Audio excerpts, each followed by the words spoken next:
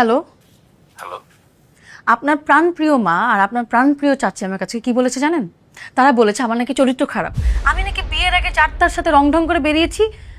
আমাকে নাকি আমার বাবা মা কোনো আদব কথা শেখায়নি। মানে এরকম কথা তারা আমাকে কিভাবে বলতে পারলো?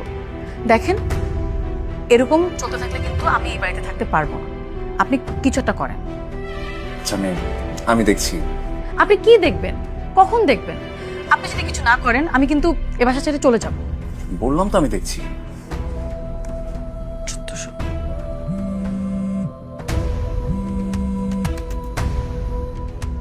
হ্যাঁ মা বলেন।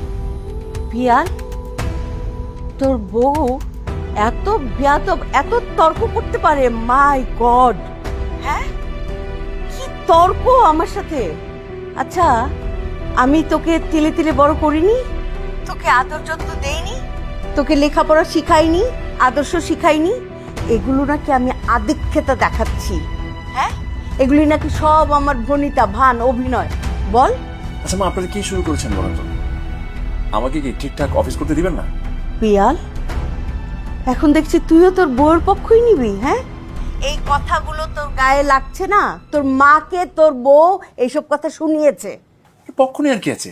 আমি এখন কি করব? আমি কি অফিসের চাকরি ছেড়ে দিয়ে বাসায় এসে বসে থাকবো? হ্যাঁ, রাখেন তো মা।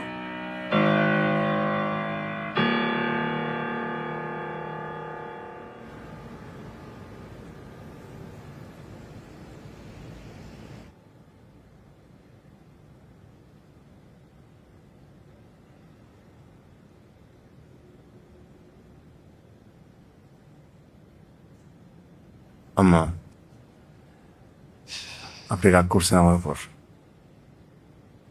না, আমি রাগ করব কি?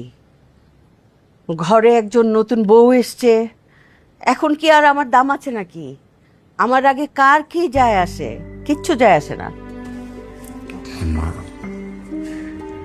এই যে অফিস থেকে এসে আমি সবসময় আপনার সঙ্গে সবার আগে দেখা করি, গল্প করি, কারণ আপনার মূল্য আমার কাছে সবচাইতে বেশি। সে আপনি যদি এরকম মন খারাপ করে থাকেন, আমাকে ভাল লাগে? এটা হাসেন তো আম্মা, হাসেন।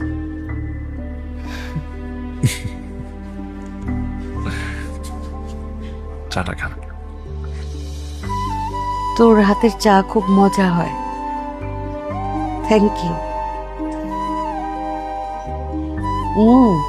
খুব খুব ভালো হয়েছে চা। আম্মা, একটু বোঝার চেষ্টা করেন আম্মা। মানুষটা তো ঘরে নতুন,